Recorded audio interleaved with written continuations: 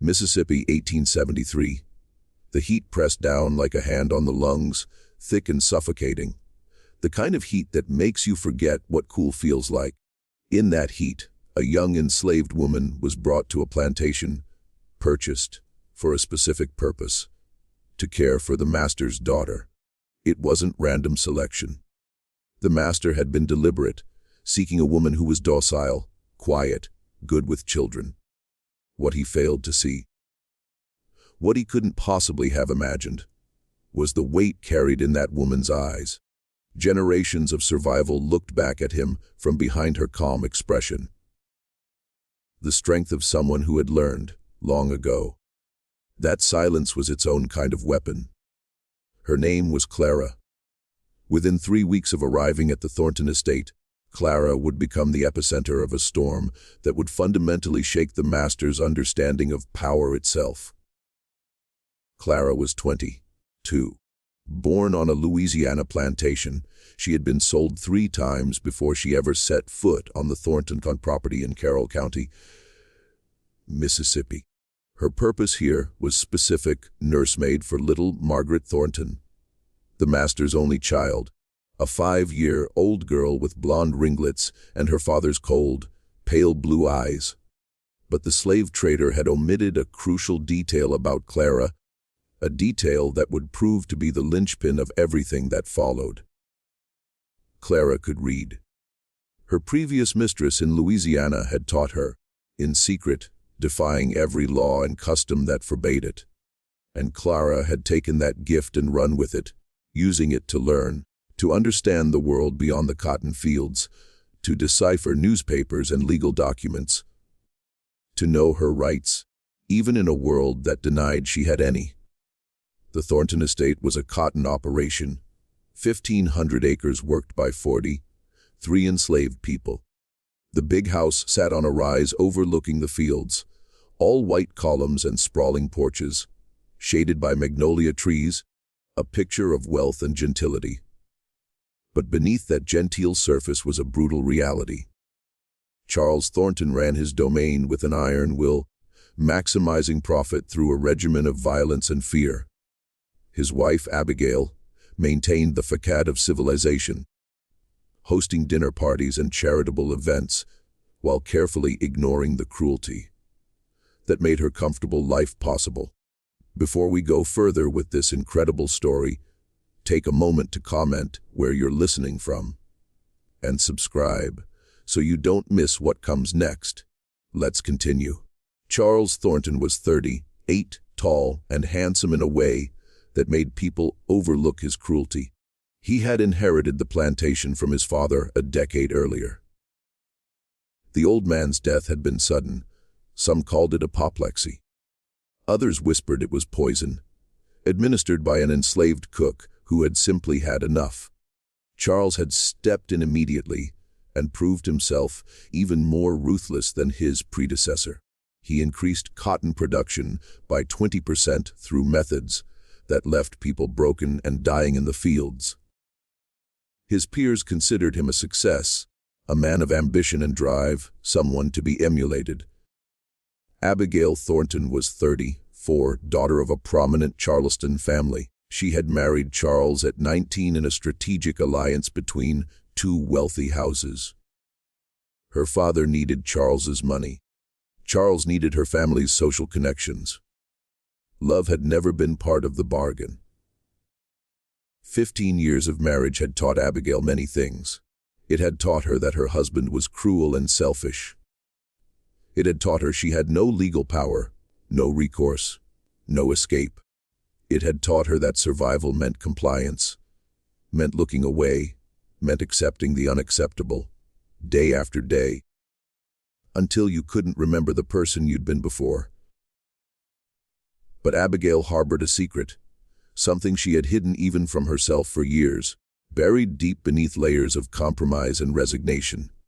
She was furious, had been furious for 15 years, and that fury was like an ember buried in ash, cold on the surface, but burning hot underneath, waiting for the right moment, the right catalyst, the right reason to burst into flame. Clara would become that catalyst, though neither woman knew it yet. Clara arrived at the big house on a Monday morning in June. The heat was already oppressive, the air thick and motionless. She carried a small bundle containing everything she owned: two dresses, a shawl, a piece of ribbon her mother had given her before they were separated.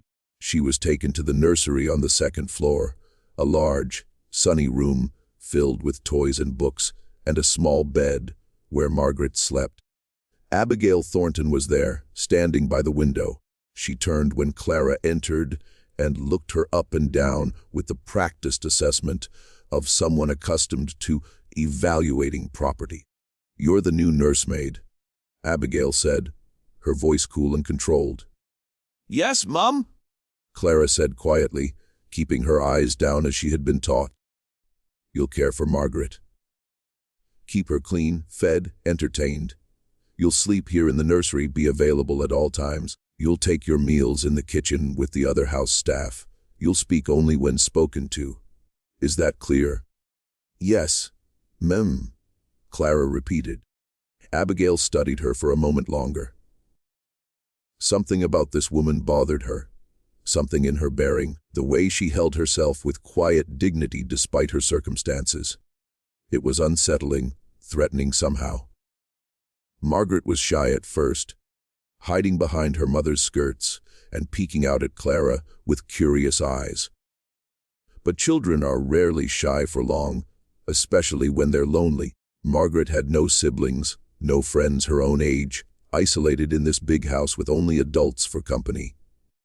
By afternoon, she was showing Clara her dolls, telling elaborate stories about tea parties and adventures.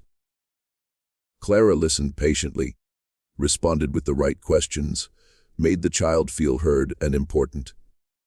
By evening, Margaret was holding Clara's hand, asking her to tell a story before bed. Clara told her about a little rabbit who was brave and kind, and always helped others.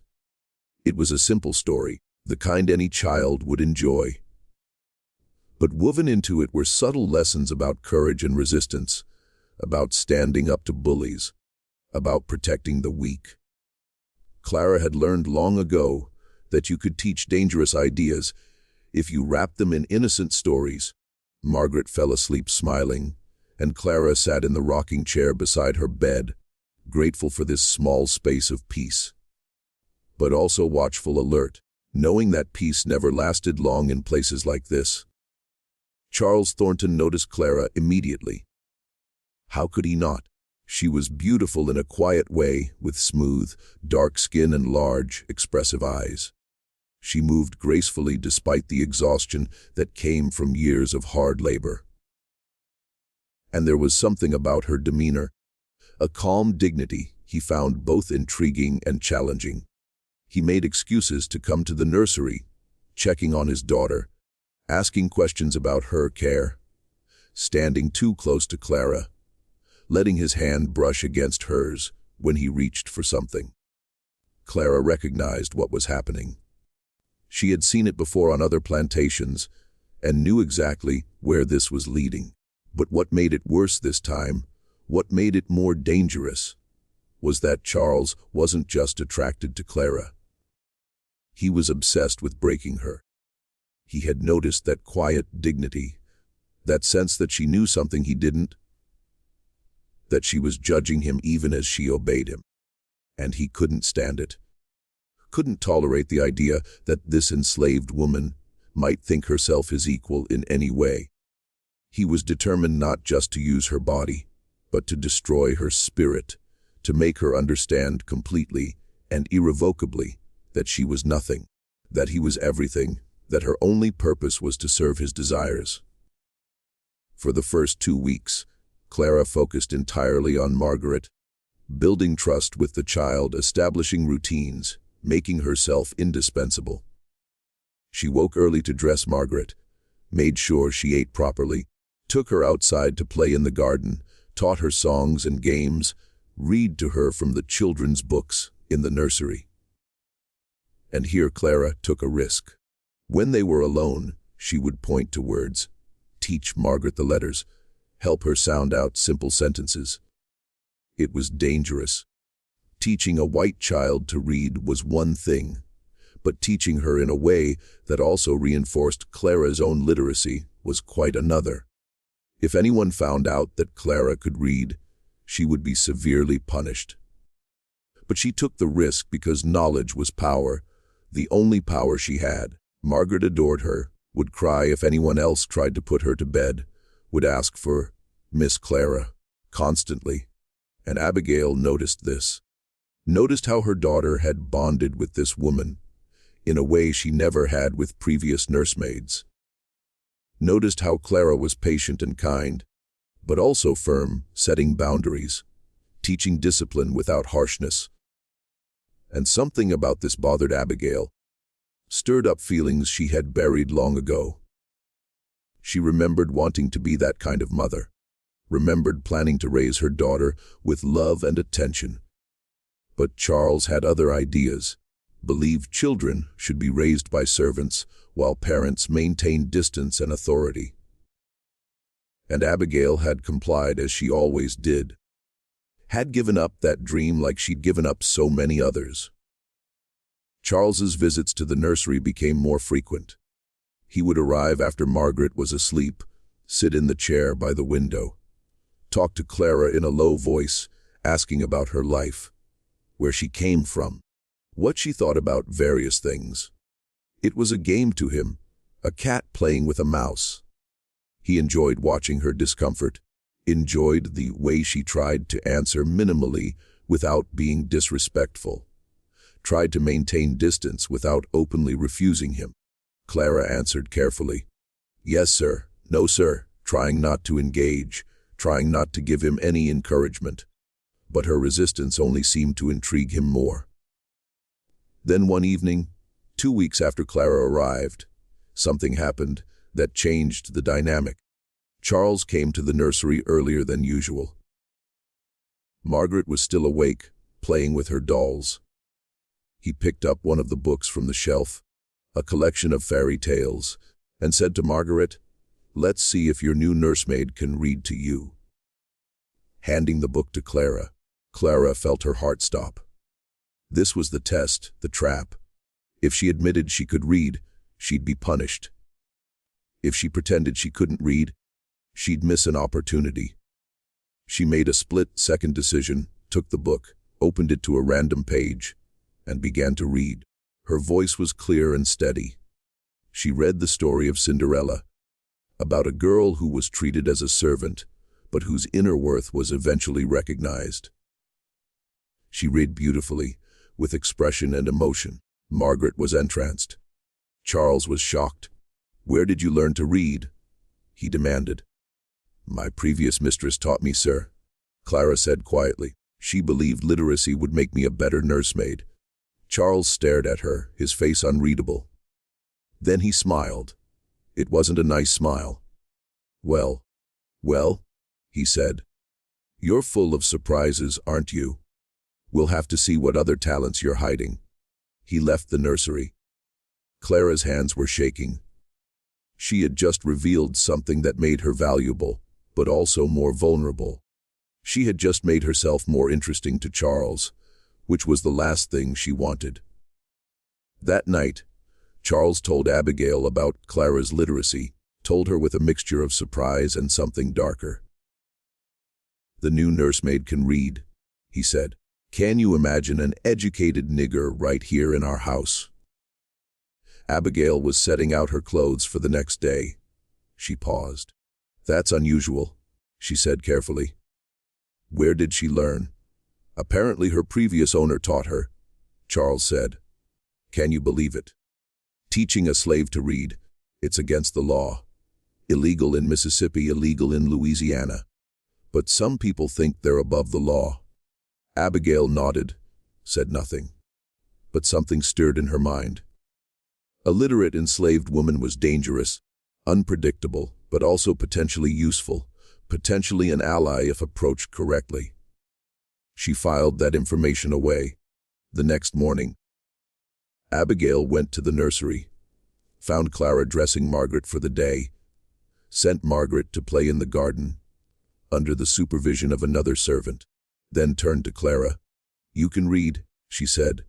It wasn't a question. Yes, Mom. Clara admitted. There was no point denying it now. "My husband is intrigued by this," Abigail said. "But you should know it puts you in danger." "I know, Mom," Clara said quietly. "I've always known that knowledge is dangerous for people like me. But ignorance is more dangerous. Ignorance keeps us helpless." Abigail looked at her sharply. "That's a bold thing to say," she said. "Yes, ma'am," Clara replied, meeting her eyes for the first time. "But it's true." Abigail felt something shift inside her. This woman wasn't what she appeared to be, wasn't docile or simple or resigned. She was intelligent and aware, and carefully hiding her strength. Abigail recognized that strategy because she'd been using it herself for 15 years, hiding her own intelligence, her own anger, her own capacity for action behind a mask of feminine compliance. "Can you write as well?" Abigail asked. Yes, Mom. Clara said, "I can write and cipher. I can keep accounts if needed." Abigail nodded slowly. "I'll keep that in mind," she said. "In the meantime, be careful around my husband. He's not a kind man." "I know, ma'am," Clara said. "I've known many men like him." Over the following days, Charles's obsession with Clara grew. He couldn't stop thinking about her dignity, her literacy, her quiet defiance. He began planning how he would break her, began imagining the satisfaction of reducing her to helpless submission. He talked about her constantly to his friends, other plantation owners, who gathered for drinks and cards, told them about this educated nigger he'd purchased, told them he was going to have some fun with her. His friends laughed and encouraged him, told him to enjoy himself, reminded him that she was his property to do with as he pleased. But Charles didn't know that one of those friends, a man named Henry Caldwell who owned the neighboring plantation, was deeply uncomfortable with the conversation. Henry was a complicated man. He owned slaves, benefited from the system, but he'd never been comfortable with the sexual exploitation that was so common. He'd seen his own father destroy countless women, had watched his mother pretend not to notice, had promised himself he'd be different. He mostly kept that promise, but he also didn't intervene when other men bragged about their conquests, didn't challenge the system, just tried not to be the worst participant in it, which wasn't much of a moral stance, but it was something. Henry started paying attention to what was happening at Thornton Estate, started asking subtle questions, started watching for signs of trouble. He didn't know what he would do if he saw something terrible happening. Probably nothing. Probably just look away like everyone else. But at least he was paying attention. At least he was bearing witness. And sometimes that mattered. Sometimes bearing witness was the first step toward action, though usually it wasn't. Usually it was just another form of complicity dressed up as concern. Clara noticed Henry Caldwell's attention. Noticed the way he looked at her with something like sympathy when he visited Thornton Estate. Noticed that he was different from Charles and his other friends. She filed that information away, didn't trust him because he was still a slave owner, still part of the system, but noted that he might be a weak link, someone who could potentially be exploited if the situation became desperate enough. Clara was always thinking strategically, always looking for advantages, always preparing for the worst while hoping for the best. Meanwhile, the other enslaved people at Thornton Estate were watching the situation develop. There was an old woman named Esther who worked in the kitchen. She'd been at Thornton Estate for 30 years, had survived Charles's father, and now Charles himself, had seen generations of women used and discarded. She tried to warn Clara, tried to prepare her. "Child," she said one evening when they were alone in the kitchen, "that man got his eye on you. You know what that means." "I know," Clara said quietly. "I've been expecting it." Esther shook her head. "Expecting it don't make it easier. Don't make it hurt less." "I know that too," Clara said. Esther told Clara stories, histories of the plantation, of the women who'd come before. There was Sally, who'd been beautiful and proud. The old master had taken her as a mistress, kept her for 5 years, had 3 children with her. Then, when his wife found out, he sold Sally and all 3 children to a slave trader heading to New Orleans. Never saw them again. There was Ruth, who'd fought back when the old master tried to force her. She'd scratched his face badly, drawn blood. He'd had her whipped nearly to death, then sold her to a cotton plantation in the Delta, where the work was so brutal most people didn't survive 5 years. And there was Marie, who tried to run away after the master violated her. She made it 20 miles before the dogs caught her. They brought her back and made an example of her, whipped her in front of everyone, then sold her husband away as punishment. Clara listened to these stories and understood their message. There was no escape, no successful resistance, no way to avoid what was coming. But she also noticed something else in the stories, a pattern. These women had all acted alone, had tried individual resistance, individual escape, individual rebellion, and they'd all been destroyed because the system was too strong, the power imbalance too great. One person alone couldn't win against an entire structure designed to crush them. But what if you weren't alone? What if you found allies? What if you built a network? What if you were patient and strategic and waited for the right moment? Then maybe, possibly, resistance could succeed. Clara began building that network carefully, subtly. She talked to the other house servants, learned their stories, their grievances, their fears. She talked to Benjamin, Thomas, and Isaac, the 3 enslaved men who worked closest to the big house. Learned that they were intelligent and angry and looking for any opportunity to strike back at the master who'd made their lives hell. She talked to Esther, learned that the old woman knew more than she let on, knew the plantation's secrets, knew where bodies were buried, both literally and figuratively. And slowly, carefully, Clara began to weave these people together, began to create the possibility of collective action. But she needed one more piece. She needed someone from the master's side, someone with legal power, someone who could provide protection and legitimacy to whatever they did. And the only person who fit that description was Abigail. Clara watched Abigail carefully, studied her, looked for signs of discontent, of suppressed rage, of potential alliance. And she found them. Found them in the way Abigail's hands clenched when Charles was cruel. Found them in the way she looked at the enslaved women with something like sympathy, before quickly looking away.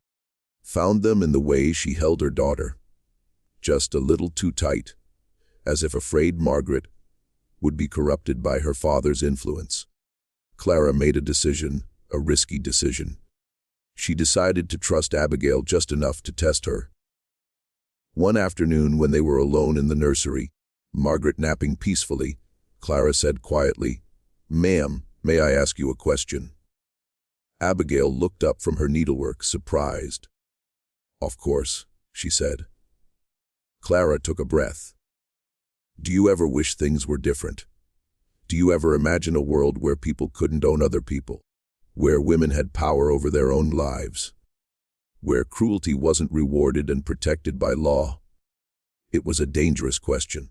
Could be interpreted as rebellion. Could result in severe punishment.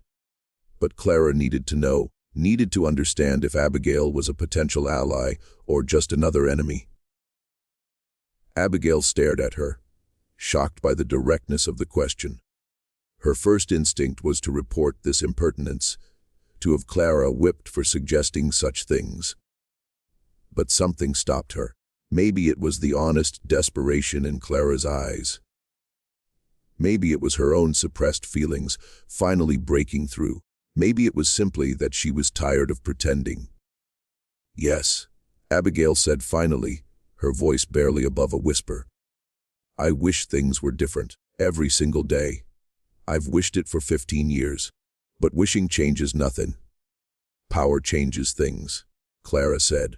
"And power can be taken, can be seized, can be used for good instead of evil if people are brave enough and smart enough and patient enough." Abigail looked at her, really looked at her for the first time. "Who are you?" she asked. "Really, who are you?" "I'm someone who refuses to accept that this is all there is," Clara said. "I'm someone who believes change is possible. I'm someone who's waiting for the right moment to act." Before Abigail could respond, they heard footsteps in the hallway. Both women immediately composed themselves, returned to their proper roles, mistress and servant. Abigail picked up her needlework.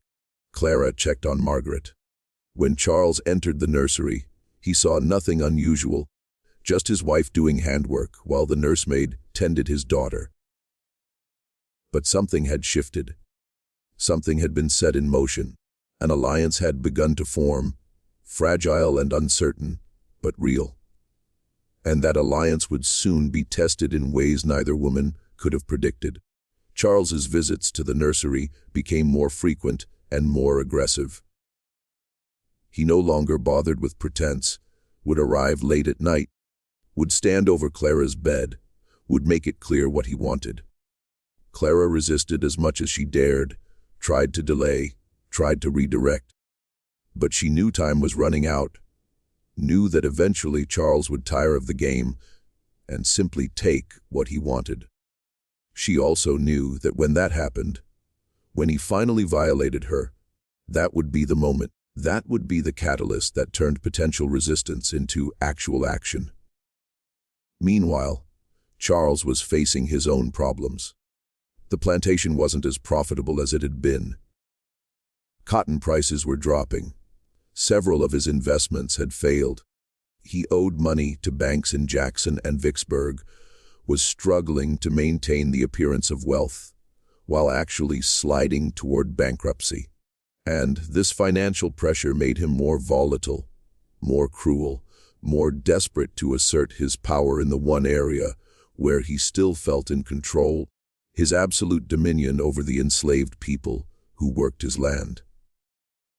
He began taking out his frustrations on the workers, increased their hours, reduced their rations, used his whip more freely. 3 people died that summer from overwork and malnutrition. Their bodies were buried in unmarked graves at the edge of the property. Charles felt nothing, saw them as equipment that had worn out, easily replaced. But the other enslaved people felt everything.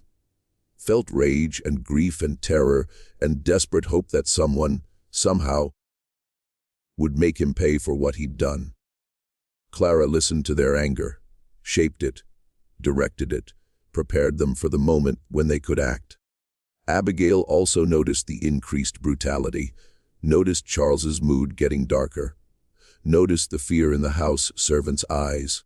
She said nothing, because she'd learned long ago that objecting only made things worse, made Charles more determined to prove his power. But she watched and she remembered, and she made her own plans. She began reviewing her father's legal papers, papers she'd inherited but never paid much attention to.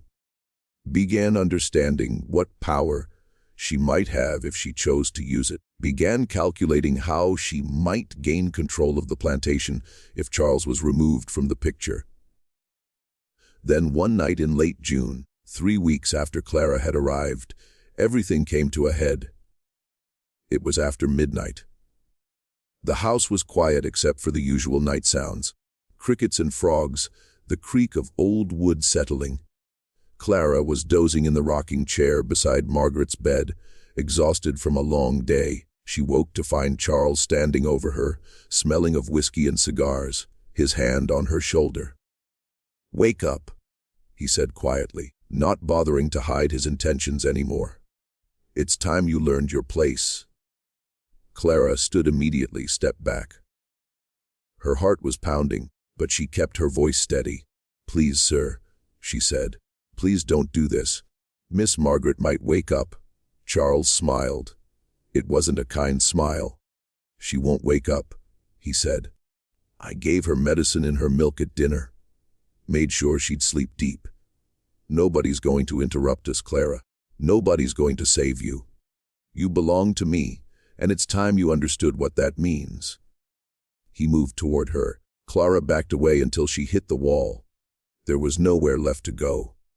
"Please," she said louder now. "Please don't." What Charles didn't know, what he couldn't have known because he was so confident in his absolute power, was that Abigail wasn't asleep. She'd heard him leave their bedroom, had heard his footsteps going toward the nursery, had known immediately what was happening. She lay in bed for a moment, wrestling with herself, thinking this is it. This is the moment. Either I act now, or I accept that I'm complicit, that I'm as guilty as he is, that I'm part of this evil. And she made her choice. She got up, put on her robe, and walked quietly down the hallway toward the nursery. She stood outside the door, her hand on the doorknob, listening. Hearing Charles's voice, low and threatening. Hearing Clara's voice, pleading afraid. Hearing the sounds of struggle. And Abigail felt something inside her break and reform. Felt 15 years of suppressed rage finally break free. Felt clarity for the first time in years. She knew exactly what she was going to do, knew the risks, knew the consequences, knew she was crossing a line she could never uncross. And she didn't care. She opened the door, stepped inside. Her voice was cold and clear. "Get away from her, Charles," she said. "Get away from her right now." Charles spun around, shocked. "Abigail, what are you?" "I said get away from her," Abigail repeated. Her voice was steady, controlled, but there was steel underneath. "This ends now." Charles stared at her, then laughed. "This is none of your concern," he said. "Go back to bed." "This is very much my concern," Abigail said. "She's part of my household, responsible for my daughter, and you're not going to touch her." Charles's expression darkened. "You don't give me orders," he said. "I'll do what I want with my property." "She's not property," Abigail said. "She's a human being, and you're not going to violate her. Not in my house. Not under my roof. Not while I'm alive to stop you." Charles moved toward Abigail, raised his hand to strike her. It wouldn't be the first time. Abigail flinched but held her ground. Clara watched this unfold. Watched this white woman standing up to this powerful white man, defending her, protecting her, risking everything. And Clara made a decision.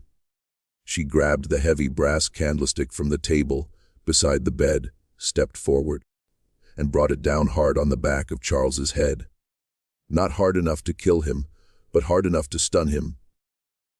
Charles stumbled, fell to his knees, touched the back of his head. His hand came away bloody. He looked at Clara with shock and rage. "You're dead," he said. "You're both dead. I'll have you hanged for this."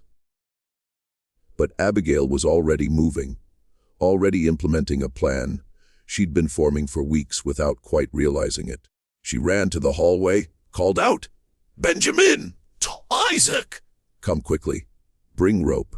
The 3 men arrived within minutes. They'd been sleeping in the quarters, but they'd learned to respond immediately when called. They saw Charles on his knees, saw blood on his head, saw Abigail standing there calm and determined, saw Clara holding the candlestick. And they understood immediately that something extraordinary was happening, that the natural order was being disrupted, that an opportunity was presenting itself. "Tie him up," Abigail said. Her voice was steady, commanding. "Tie his hands and feet. We're taking him to the barn." The men hesitated for only a moment. This was dangerous. This could get them all killed. But they'd been waiting for a chance to strike back at Charles, waiting for years. And this was it. This was their moment. They grabbed Charles, tied his hands behind his back with rough rope. Charles was screaming now, threatening them, promising horrific punishment. But his words had no power. He was the one being restrained. He was the one helpless, and that realization terrified him more than anything else in his life. They dragged him down the stairs, out of the house, across the yard toward the old barn at the edge of the property. It was dark. The moon was barely a sliver. The only light came from the lantern Benjamin carried. Abigail walked ahead of them. Clara walked beside her. Neither woman spoke, but something passed between them. An understanding, a recognition that they'd crossed a line together, that whatever happened next, they would face it together, that they were allies now in a way that transcended race and class and all the artificial divisions that their society had constructed. The barn was old, hadn't been used in years. The roof was partially collapsed. The walls were weathered and rotting.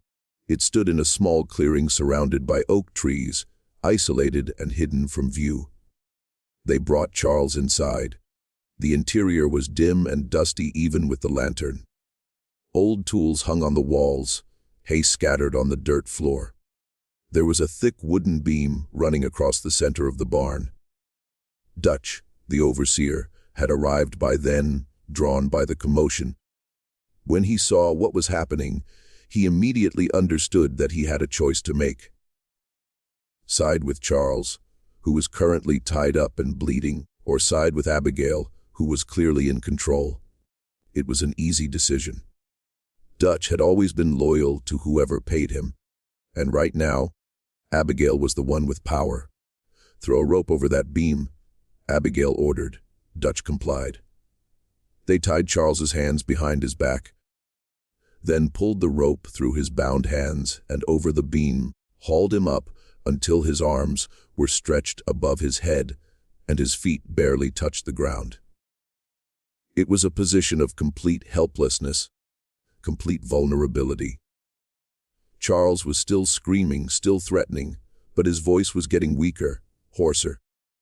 He was beginning to understand that this time his threats meant nothing, that he was truly powerless for the first time in his life. Abigail stood in front of him, studied him like he was an insect pinned to a board. 15 years, she said quietly. 15 years I've watched you hurt people, watched you destroy lives, watched you use your power to take whatever you wanted without regard for anyone else. 15 years I've been complicit. I've looked away. I've pretended not to see. I've maintained the fiction of our perfect marriage while dying inside. But not anymore, Charles. Not anymore. She turned to Clara. "Tell him what he did to you," she said. "Tell him so everyone hears. So there's no doubt. So there's no way for him to pretend it didn't happen." Clara stepped forward. Her voice was quiet but clear. "You came to the nursery tonight," she said. "You told me I belonged to you. You tried to force yourself on me. You've been planning this for weeks. Everyone knew what you intended. Everyone saw it coming, and you thought there would be no consequences. You thought your power was absolute, but you were wrong." Abigail nodded. "Cut his shirt off," she said to Dutch.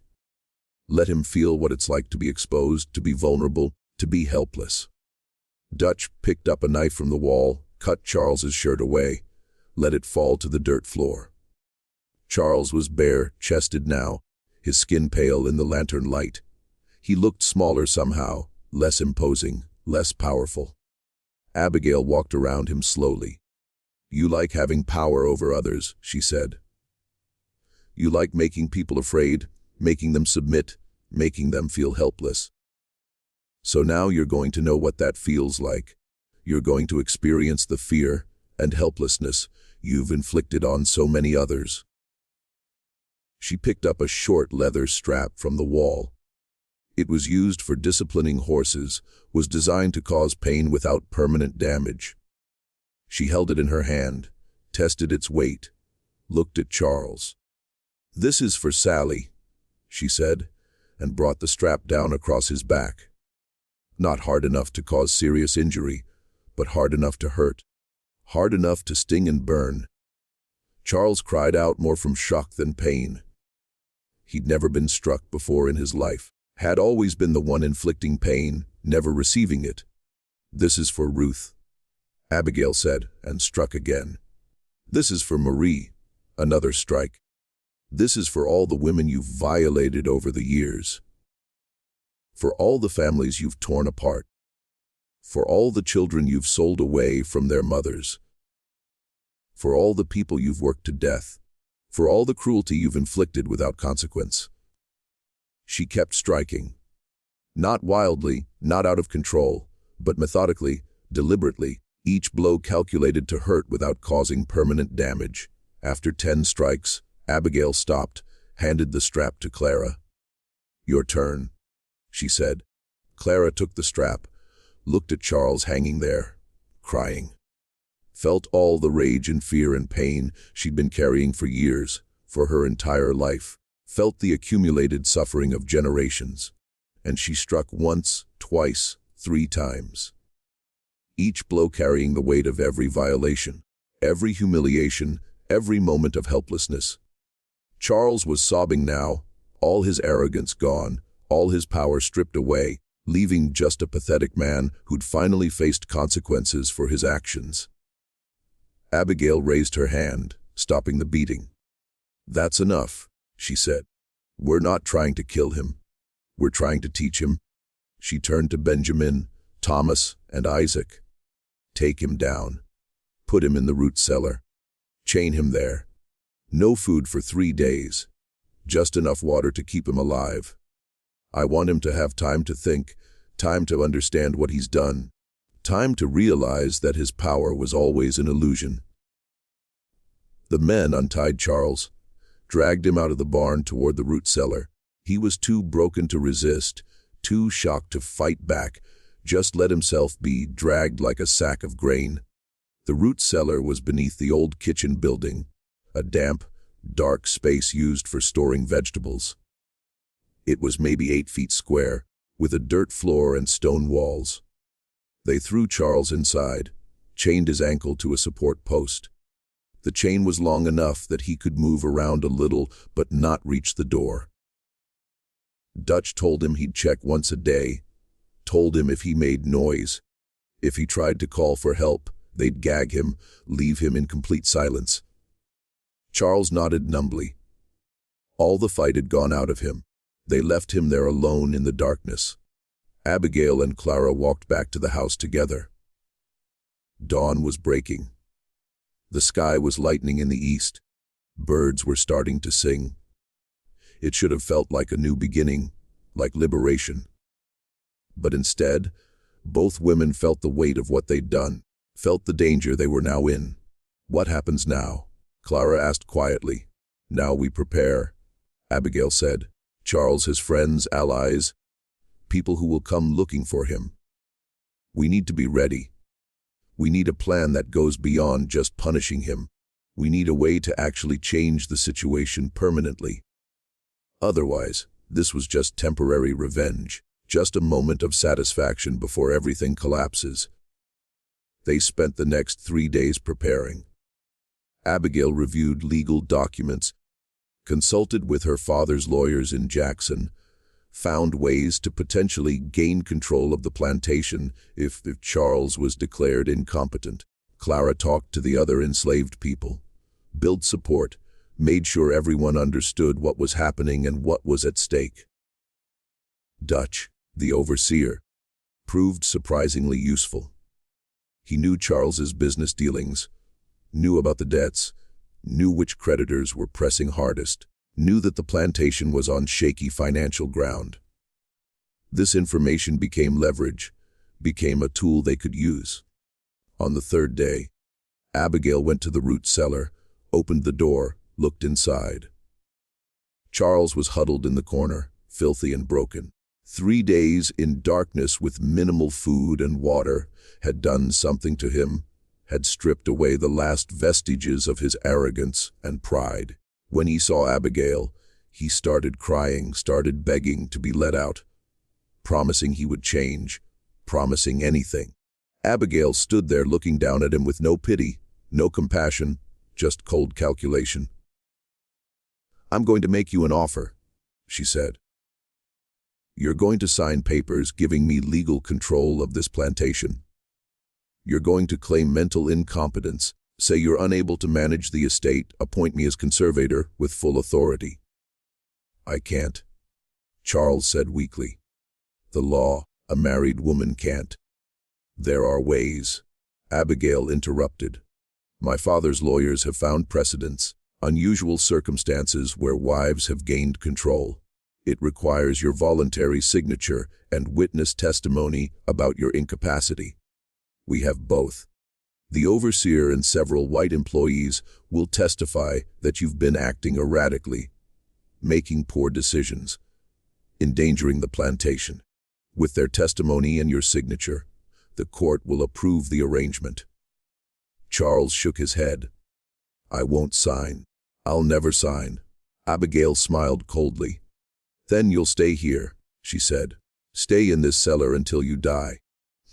And I'll tell everyone you abandoned the plantation, ran away from your debts, disappeared in the night. Your friends will believe it, because they know about your financial problems. They'll assume you fled to avoid your creditors, and I'll take control anyway through abandonment laws." Charles understood he had no choice. Understood that Abigail had thought this through, had prepared for every contingency, had become someone he didn't recognize, someone capable and ruthless. "Fine," he said finally. "I'll sign whatever you want. Just let me out of here." Abigail nodded. They brought him to the house, cleaned him up, had the documents ready. Charles signed everything with shaking hands. Abigail witnessed the signatures, had Dutch and 2 other white employees of the plantation witness as well, making it legally binding. Then she gave Charles money, $500, enough to start over somewhere else. Had Dutch drive him to the train station in Greenwood, put him on a train heading north, watched until the train disappeared. When Abigail returned to Thornton Estate, she was its legal owner, had full authority to run it as she saw fit. The transformation began immediately. She reduced the brutality, improved living conditions for the enslaved workers. She couldn't free them. The law wouldn't allow it. Mississippi in 1873 was still deeply committed to white supremacy, even after the war, but she could make their lives more bearable.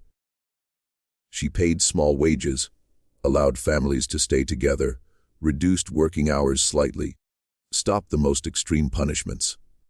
It wasn't freedom, wasn't justice, wasn't enough, but it was better.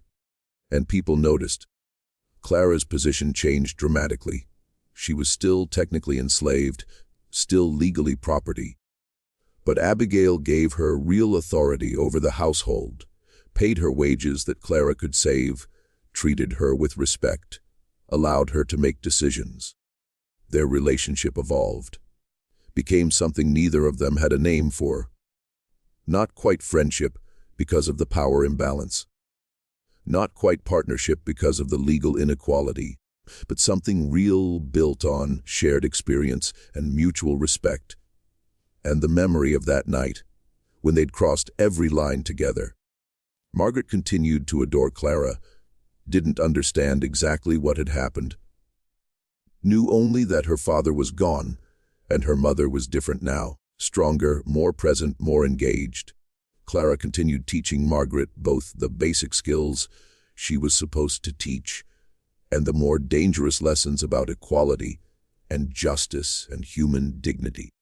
Margaret absorbed these lessons, would carry them forward, would become a different kind of white Southern woman because of Clara's influence. But the story wasn't over. Charles's disappearance and Abigail's sudden control of the plantation raised questions. Neighbors came calling, asked what had happened, where Charles had gone. Abigail told them the same story every time. Her husband had suffered a mental breakdown, had been unable to cope with the financial pressures, had signed over control, and left to seek treatment in the north. Most people accepted this explanation, had seen Charles's erratic behavior, knew about his debts. But some were suspicious, particularly other plantation owners who saw Abigail's reforms as threatening, as setting a dangerous precedent. One of these suspicious neighbors was a man named Marcus Webb. He owned a plantation 10 miles south of Thornton Estate, was one of Charles's closest friends, had been present for many of the conversations where Charles had bragged about his plans for Clara.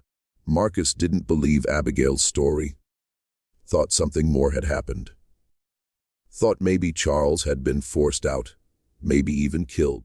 He started asking questions, investigating, talking to people, trying to piece together what had really happened that night.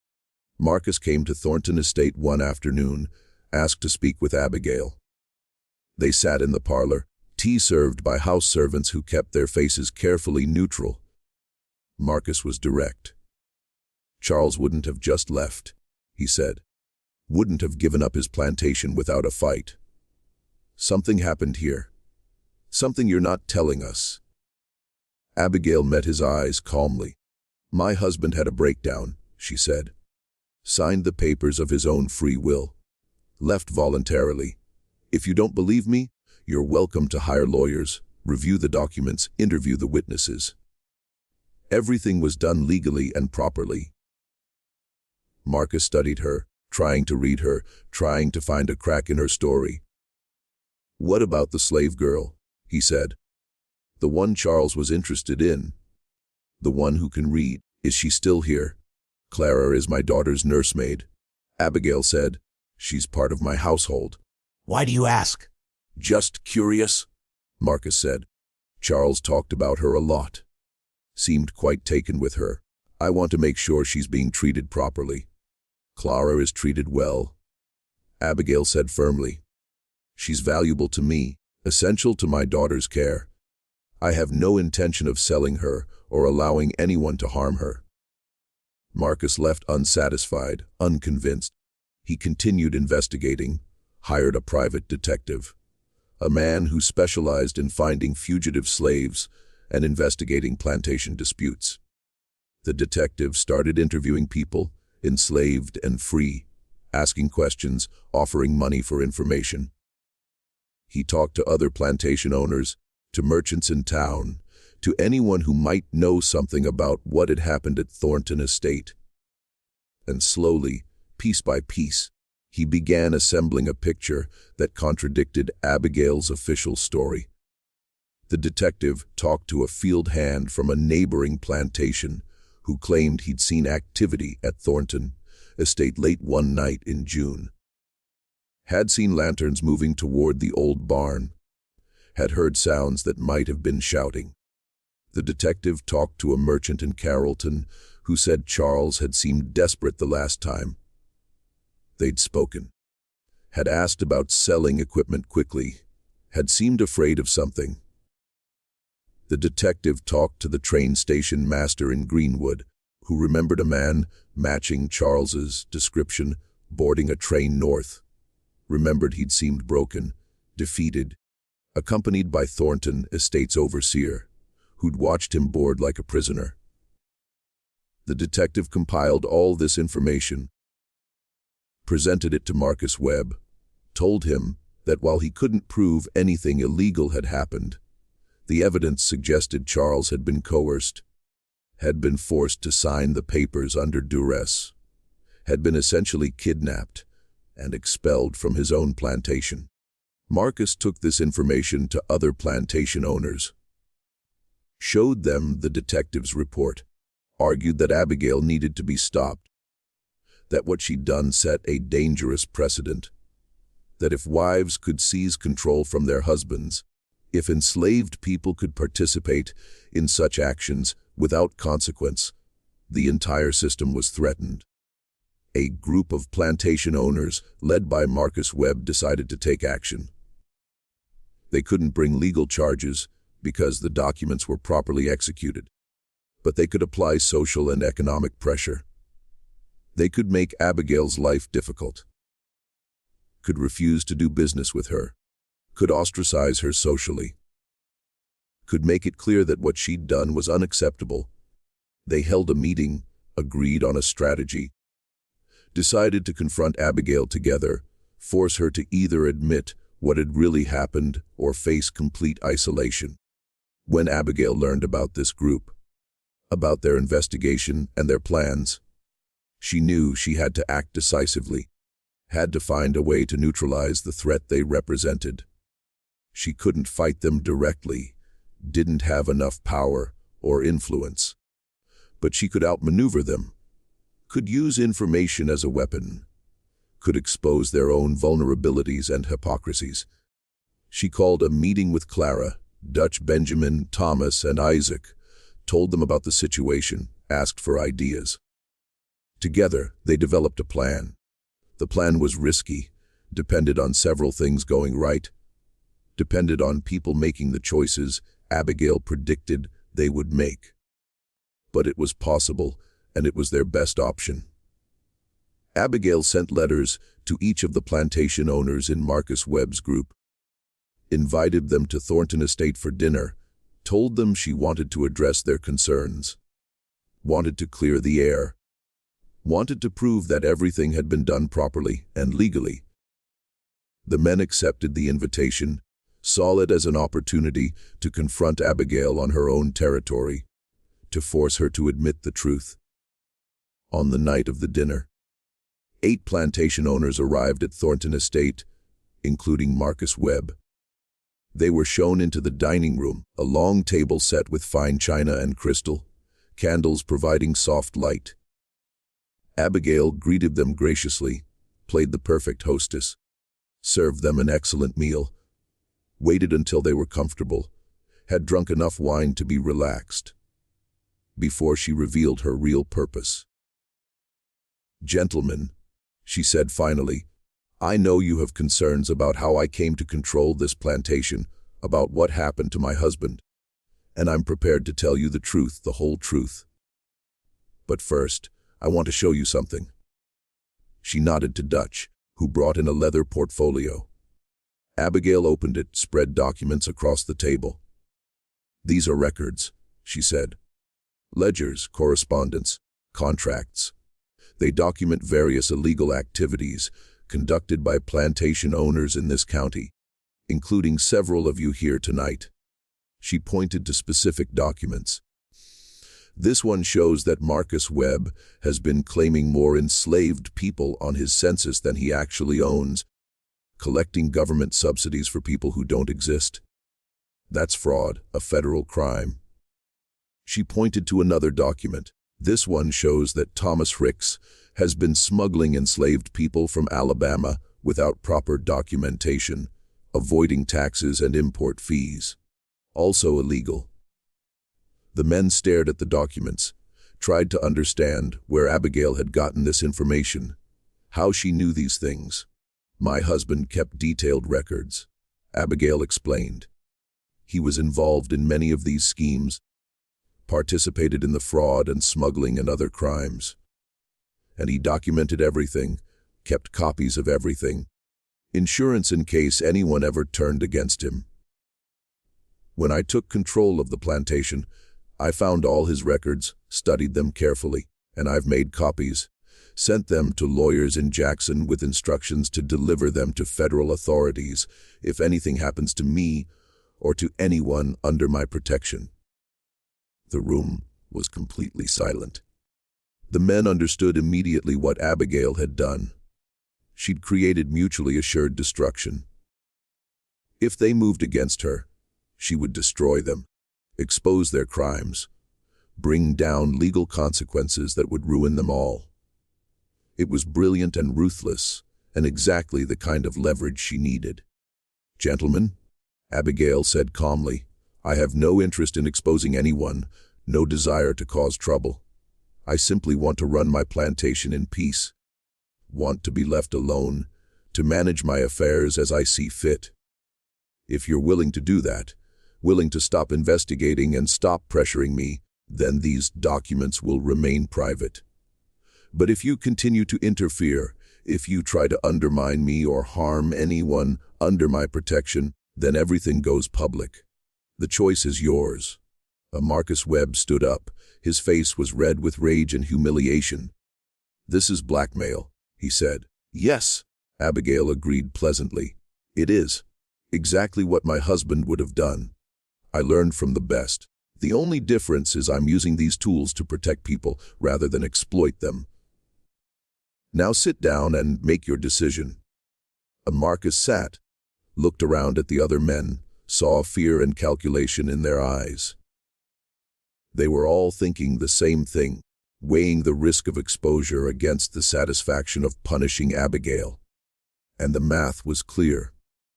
Exposure would destroy them, would cost them everything, while leaving Abigail alone cost them nothing except pride. The decision was obvious.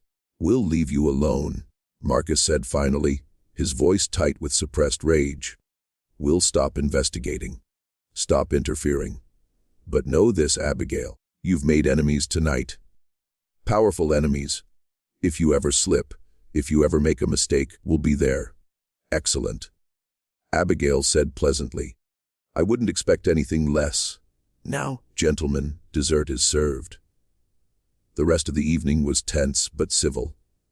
The men ate their dessert, made polite conversation, left as soon as they reasonably could. And Abigail watched them go, knowing she'd won this round, but also knowing the war wasn't over, would never be over as long as she lived in this world, in this system. Clara had watched the entire dinner from behind a curtain, had seen Abigail outmaneuver these powerful men, had seen her use their own corruption against them, had seen her secure safety for herself and for Clara and for everyone else at Thornton Estate. And Clara felt something she'd never felt before. Something like hope. Something like the possibility that maybe, just maybe, things could change. That individual acts of courage and intelligence could create spaces of relative justice even within unjust systems. The years that followed were not easy. Abigail faced constant challenges, financial pressures, social isolation, threats from people who hated what she represented. But she persisted, kept the plantation running, kept treating the enslaved people with as much humanity as the system allowed. When the Civil War came in 1861, when Mississippi seceded and joined the Confederacy, Abigail quietly supported the Union, provided information to federal agents, helped enslaved people escape north, took risks that could have gotten her killed.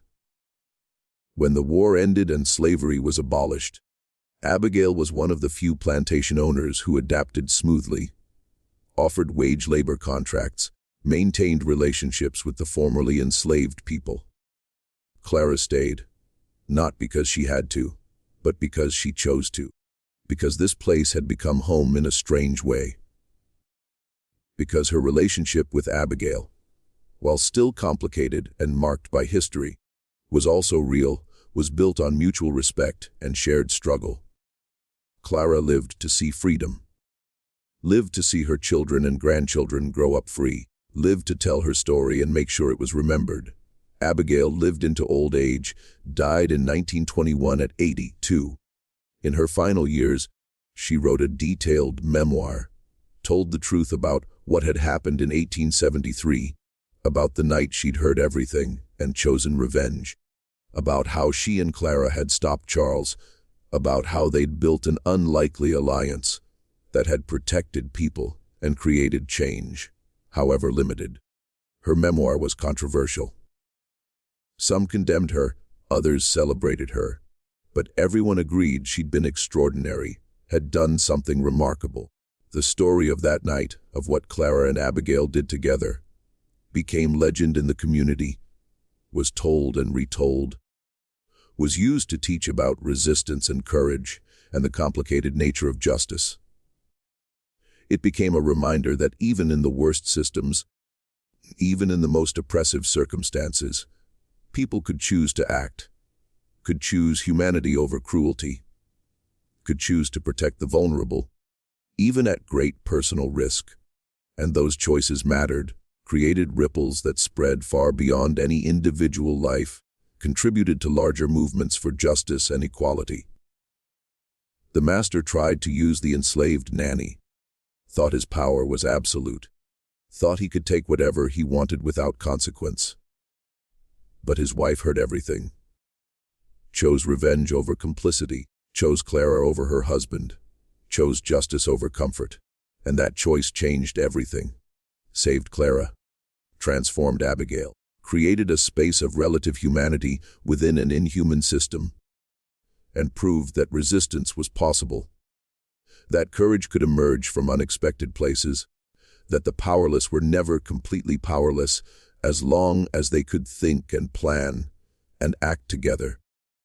The story teaches that individual courage matters, that allies can emerge from unexpected places, that systems of oppression contain their own contradictions and vulnerabilities that can be exploited, and that we all face choices every day about complicity and resistance, about looking away or bearing witness, about accepting injustice or fighting against it however we can. And those choices define us, shape our world, create our legacy, one act of courage at a